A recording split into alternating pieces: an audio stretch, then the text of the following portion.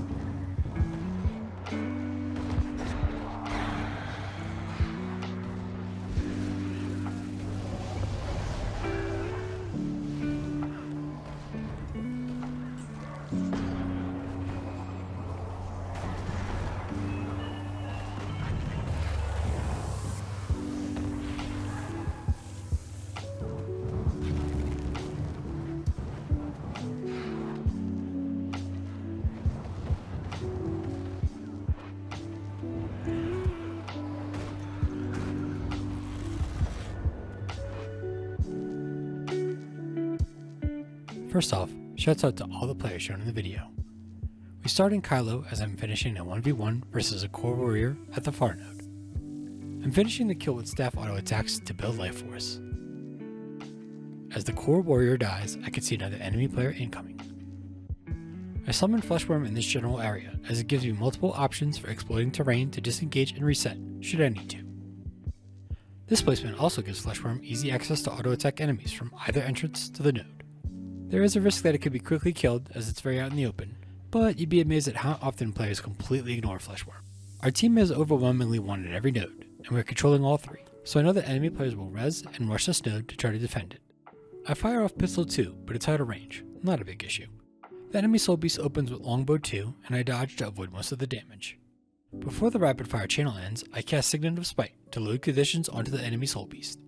As soon as I finish the cast, I fire off a pistol 3 stun. When the soul beast comes out of the stun, I'm anticipating that they will either stealth with longbow 3 or knock me back and stun me with longbow 4. So I apply blind with dagger 4, deathly swarm, and when they don't clear conditions coming out of the stun, whatever they try to do, it misses. I hit a pistol 2 for damage and elixir of promise. I'm using it offensively to keep poison stacks rolling. It's a little early to use for the heal, but it does top me off to full health. They cast longbow 5 and I dodge to the edge of the AoE, activate Spectral Walk, enter Shroud, and leap onto the soul beast with Shroud 4. I cast Shroud 5, Vital Draw, but the enemy soul beast dodges away from me. Take note that my Fleshworm has not caught so much as a glance. I told you. As I anticipated, 2 recently rezzed enemies have come to try to defend their home node, a Core Necro and a Scrapper.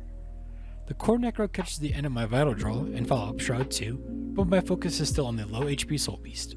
I cast Shroud 3 to get back on top of the soul beast, and I get the knock quickly after with autos. I exit Shroud, and Spectral Walk has been running this whole time, keeping any conditions from staying on me for very long. I sack my Fleshworm to teleport to it. I want to see if the upright enemies will both chase, both res, or split.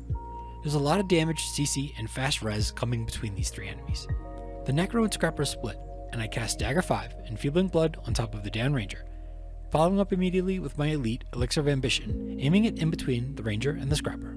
The down Soul Beast and Scrapper now have all damaging conditions rolling on them, while I have every possible boon. I dodge and switch to Staff.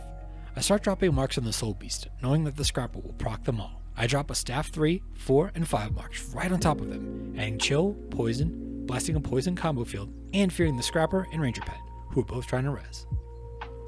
I stay on the move, drop a Staff 2, enter Shroud, and throw a Shroud 2 and autos onto the Soul Beast, getting some splash damage out and trying to keep an eye on all the enemy health bars. The Ranger Pet and Scrap are starting to catch up to my damage output on the Soul Beast, and if they get the res off, it could swing the fight away from me, as I'm running low on health and cooldowns. Thankfully, the Scrapper has been so focused on rezzing that they seem to not realize that they've eaten so much damage that they're also in danger of getting down themselves. But I've got to make a play before they get the res off, so I leap onto the Scrapper with Shroud 4. I get a nice 3k crit as well as interrupting the ranger pet and the scrapper and set the ranger's health back again. The scrapper dodges towards me and I drop Vital Draw, Shroud 5, catching the scrapper and the necro. The scrapper falls into downstate and the second they hit the ground, I begin my stomp. I'm taking a chance here as I know the necro won't be locked down for the whole stomp, and if I get CC'd by the necro or the soul beast, I may not be able to recover the fight. I feel like I have to have a full kill here though, so I hard commit and my gamble pays off, getting the full kill on the scrapper as the stomp completes. I want to get my spite on this necro and get damage back on the soul beast again, but I have to dodge and throw an elixir of promise to recover from a dangerously low HP situation. I get a nice 7k heal from promise, which may ultimately save me as I wind up eating a long fear right after with no way to break it. Fortunately, I've survived long enough that my team has finally arrived at the far node, and the enemy team never recovers or gains any ground from this moment on. With no desire or intent to disrespect these enemy players, I want to be honest. Taking outnumbered fights and winning or surviving is often indicative of a skill gap. These are not 3 rank 1 players I've been fighting. They may be new to the game, PvP, these classes, these builds. On the other hand, this is my most played build since the start of End of Dragons. I've been limit testing with it, trying different variations of it and learning as much as I can about every mechanic for a while now. I've put myself into more outnumbered situations than I can even begin to count. And throwing yourself into a 1v3 against players who are on their main builds may be a fast trip back to your spawn. However, if you never attempt to take any outnumbered fights, you'll never win any outnumbered fights. I truly hope you found this commentary video informative and entertaining. But remember, the best way to learn how to fight while outnumbered is to take as many outnumbered fights as you reasonably can. There's so many variables in every fight, and adding more enemies adds more variables. There's nothing special about my gameplay, there's nothing special about my ability. Anything and everything you see me do, you could do too. I may just have been practicing it a little bit longer. So don't be afraid to leap into 3 enemies while solo. Maybe you get instantly knocked, but maybe the next time you try, you live an extra 10 seconds. And the time after, maybe an extra 30 seconds. Before you know it, you may find the game slows down for you.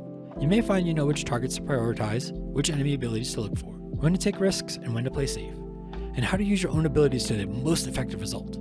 If you found this video useful, please consider dropping me a thumbs up or a comment. I'm slowly ramping up Guild Wars 2 content again, even while playing other games, and I'll be doing more commentary videos such as outnumbered fights in different environments, full PvP match commentary, mini guides, deep dive guides, and of course more montages. And there's plenty of montages on the channel right now. You can check them out if you want to. If any of that sounds good to you, please consider throwing us up, and I hope to see you again really soon. Thanks for watching. I'll see you in the mists.